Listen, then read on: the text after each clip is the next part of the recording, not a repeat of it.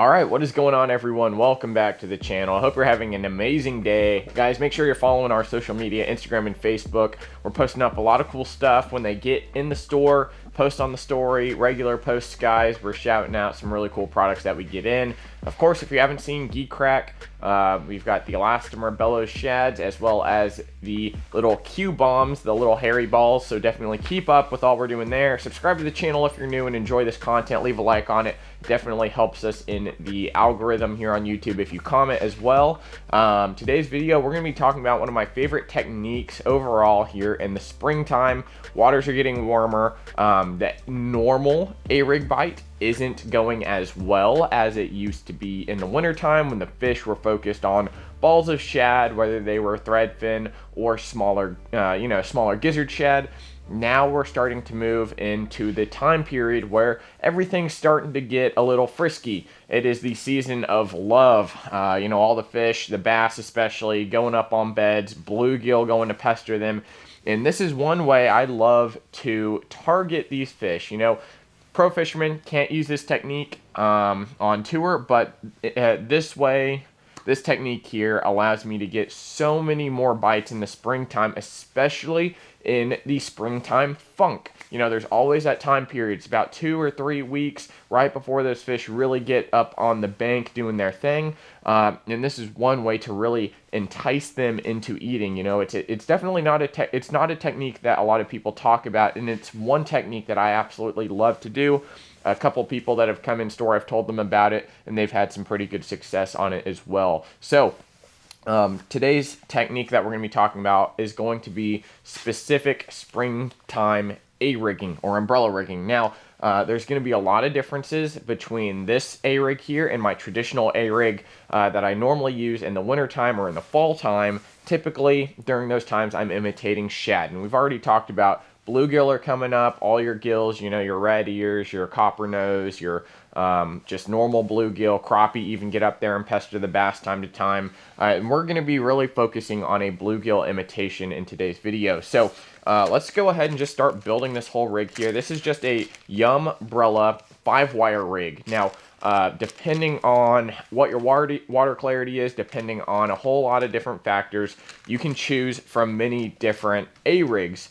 But specifically, you don't have to have one without blades, but it definitely helps your lures come through the cover much easier if you do get the ones without blades. So this is just a normal Umbrella 5-wire rig. You're going to notice right off the bat here that it has absolutely no blades on it. And one of the main reasons for that, first off, you're going through cover a lot easier. You're getting it around and in places that you normally probably can't get a bladed one into, especially if there's grass or some vegetation.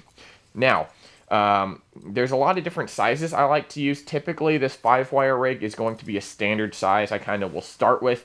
If I need to condense the ball, bait ball, bluegill ball down a little bit, I can cut some wire off, make it smaller in different places, or, of course, just go with a different A-rig. Now, there's several that are out there on the market without blades. However, you can also modify your own A-rig that has blades, take all the blades and stuff off, and then fish it just like this. So one of the big differences, again, no blades on this A-rig. And another major key difference is going to be how you're rigging up your baits. Now, what I like to do, of course, it's all very dependent on the time of day, dependent on the weather, and dependent on how the fish are setting up. Now, typically, I'm fishing this A-rig here specifically anywhere from, let's say, about 1 foot of water, 1.5 foot of water typically, to around 5 to 6 foot of water. Typically no deeper than that. However, this will be a great technique. You can definitely fish this out deeper typically, but with this rig specifically, I'm targeting that, let's say, 1 to 6 to 7 foot of water. Not super, super deep at all. Now, this might be new to some of y'all, but typically in the wintertime, fall time, I'm using jig heads. I'm using open hooks. This time around, I'm using EWG hooks for my swim bait. So I'm not having an exposed hook. The way we're adding weight to this bait is going to be these guys right here. This is a Hayabusa wide gap screw lock hook with a belly weight on it. This is going to be a 1/16 of an ounce. And then I also have some Spear Point EWGs right here in the standard wire. So let's go ahead and start building this here. I'm not going to put swim baits on every single one of these here, just because I don't want to open up another pack of swim baits when I've got plenty at home. So typically my go-to rig for this is going to have 2 belly weighted swim baits right here. And I'm going to stick these 2 belly weighted swim baits on the bottom of my rig. So I'm going to go ahead, open up the little clip here. Going to go ahead and stick this on, lock it in. And I'm also going to find a conjoined arm or one directly next to that arm.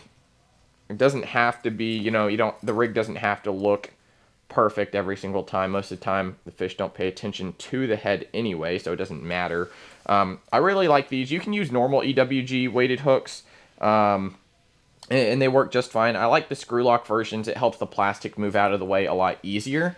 So there you go. So in talks of the rig itself, I've got the head this way. The 2 bottom hooks are going to be the weighted ones right here. Both with 1/16 of an ounce. Typically, I'm not adding a lot of weight to these just so I can fish them shallower. Specifically, these are 5/0 hooks, great for anywhere from 3.8 plus size swim baits. And then all the other arms, I'm going to put on either a standard gauge hook, standard gauge EWG of your choice. I like the Spear Point, or you can run hitchhikers on the top because it's the same principle. Most of these fish aren't going to be eating these top 2 baits here, and a lot of the time I actually bend these straight up to get them farther away from the fish, so that way they usually go for the middle or the bottom 2 here. So whether you're fishing really shallow water, we'll decide if you want to put hitchhikers on or if you want to put 3 EWG hooks on there for more of a hookup chance. Now, depending on where you are in the country or in the world, you might have different regulations or specific lake regulations that only allow you to have 3 hooks, 2 hooks, 1 hook. Really just depends. Here in Texas, we're allowed 5 hooks. A lot of the time, I do like to run the dummies on the very top of the bait here. And one key thing that I do like to do as well is actually take off the clip off the top 2 when I am running hitchhikers. I don't need that extra swivel. I can attach the hitchhiker directly onto the barrel swivel here. So whatever configuration you do, it is up to you, but typically I'm only running 3 hooks on my A-rig, and that actually applies directly to my jig heads as well on my typical A-rigs that I use in the wintertime. So I'm working through, trying not to drop all these hooks here. Let me grab this EWG from down here again. I'm going to open up this middle wire. So this rig here, I'm going to pretend that I am using hitchhikers on it, and I'm just not going to put them on there. I'm going to leave them off. So here we go. All right, so I've got the rig back here. I've got my EWG in the very back. I've got my 2 weighted swim bait hooks down there, and I have got a little swim bait, and I've got some other ones here. So I'm going to go ahead and keep rigging this up here. The EWG, let's go ahead and just put on a just little worm bar swim bait, make it look all nice and pretty on here. Typically, I like a little bit bigger size on my swim baits in the middle one. Just seems like a bigger presence for those fish as this swims by. They get mad at it just like they would any other rig here. And then these guys here, I've just got some little slick bait flukes. So I'm going to keep going here. It's not going to look great at all, trust me, when I'm done with it. Honestly, these little flukes are much too small for this rig here, but we're gonna go with it, guys, because that's what I have to work with today. So I'm gonna stick this on really terribly. I'm gonna stick this one on really terribly as well. But let's see, right about there. Yeah, that looks just absolutely terrible, but there we go. So this is the principle of the rig right here, guys. I've got three baits on out of 5. Now this rig here, you can run with full EWGs. A lot of the time, the reason I add the weight is so the A-rig actually doesn't keel over and keep spinning on me as those baits go through the water. And depending on what style bait you have will really determine how your A-rig runs through the water. So that's why I typically always like to have a little bit of weight on the bottom ones, whether you're using a bigger hook or add this little bit of weight on here. So right off the bat, guys, this rig doesn't weigh that much at all. It's got a total of 1/8 ounce on the bottom, the weight of the plastics, and the weights of the hooks. So with hitchhikers on here, you're not adding any hook weight, you're just adding some plastic weight. And this rig here doesn't weigh anything more than basically what, 5/16 of an ounce, maybe ½ ounce total. Not a big rig at all. Now, the reason I like to go with a standard gauge hook on the very middle one here is that it gives me the highest percentage chance of hooking that fish. You can use different types of hooks. You can use stout hooks if your rig allows for it. This umbrella rig here isn't the most structurally strong umbrella rig out there on the market, right? So after a good full 2 days of use, 3 days of use, this one might run down, deteriorate quite a bit. However, some of the Picasso ones, great, very sturdy. Some of the Shane's baits as well, extremely sturdy, extremely durable. This is the one I kind of just chose. Very disposable too, very inexpensive. So these guys here, super awesome. I like to have those lighter hooks so I don't have to jack them, and I can also use lighter line, which is also another key player in this. So some of the baits that I absolutely love using are going to be the Fat Swing Impact here. I've got two different bluegill-ish colors. This one here is going to be sungill. It's got like a chartreuse yellow belly with a green pumpkin top right there. So there's that green pumpkin, little chartreuse. And a lot of the brighter colors in the springtime, we've already talked about it, play extremely well. So that's one of the reasons I like the sungill very much. And then I also have goby here, which is going to be a darker green pumpkin, purple flake, with a little basically pearly-ish bottom. It's going to be very shad reminiscent on the bottom there, but definitely bluegill looking on the top. So those are going to be my top two choices. If you want to throw a little bit smaller hooks, definitely, go down to a smaller EWG size, go down to a smaller weighted swim bait hook, and you can definitely size down this rig many different ways. Now, when it comes to the rods, guys, typically I like around a 7'2" to around 7'5" medium heavy rod. That's going to give you a little bit of backbone to actually get the hook set into them. Fast action as well. You don't need an over-the-top reel for this technique either, which is super great. Typically, I'm running a 15-pound Seagar Abrazex, or I'll go up to 17-pound Seagar Abrazex as well. Very soft, very supple, abrasion resistant. Again, you don't need a very heavy-duty reel. 150 size reel is great. Even 100 size reel you can definitely get away with. So SLX XT, great one here. As you start working in that heavier cover, not heavier cover, but heavier rigs, they can deteriorate a lot faster. So, I mean, this is a $130 reel here. If you're really looking for a reel that is a battleship reel, it's going to last you a extremely long time, stay smooth, and has the winching power and structural integrity on it. The Shimano Bantam MGL, I believe this is the A. It's 150 size. Super great reel, guys. I absolutely love my Bantams. I like an XG gear ratio or an HG gear ratio. It really just depends on how fast I need that bait to go. The HG is great if you're making longer casts, and the XG is also great if you're making shorter casts, around a 30 to around a 40-foot cast. So the XG, if you're up close and personal, those fish can hit it really, really fast, run with it. But if you're making longer casts, having that HG, keep yourself nice and steady, is a great option as well.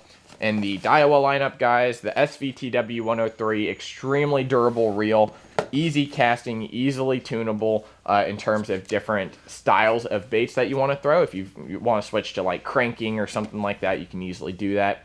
A little bit on the, I guess, cheaper option here. If you don't want to pay for that SV in there, the Tutulo TW100, also super amazing reel. Again, 6 or 7 speed, 7 or 8 speed, whichever one you want to do. But that right there, in and of itself, around docks, flipping it into dock stalls, guys, super deadly anywhere around stumps. This is a weedless bait presentation that still gives you the benefits of all the A-rig buzz, right? You know, it's a big bait ball. The fish, it's generally slower moving on these, which is super awesome, especially for bluegill checking out a bed. You're imitating that very well. And overall, guys, this has caught me a ton of fish already here in the springtime, and I hope that y'all get on it as well. So whether you modify your own A-rigs, buy something like this 5-wire rig, or find some more online. We don't have very many without the blades here. Typically, I'm using this one. If not, I'm taking my own blades off my A-rigs and then going with something like this. So guys, I really hope you enjoyed this video. This is one technique that I don't really talk about much, other than really loyal customers that come in the store and ask me, you know, they're not getting bit, they're in the funk, and I say, you got to try this. Not a very expensive rig at all. You know, this Umbrella's $11.30. Hitchhikers, you can use anything really. You can use little paper clips or something. I mean, you've got hooks laying around, I'm sure. The only thing you might need to get is going to be like these Hayabusa weighted swim bait hooks that aren't super heavy. Might be another $5. And then I'm sure you've got some bluegill colored swim baits lying around. So in all, rig might be around $15, but guys, it's going to last you a long time. It's also going to allow you to modify it however you want. You know, you can still use these A-rigs for when they are chasing shad out deeper, or, you know, of course, use it now. So that's why I'm doing this video for y'all. So I hope you enjoyed the video again, guys. If you did learn something, leave a comment down below. I really appreciate it. It helps us a little bit. Leave a like on the video, and we'll see you next time. Thanks for watching, guys. We'll see ya.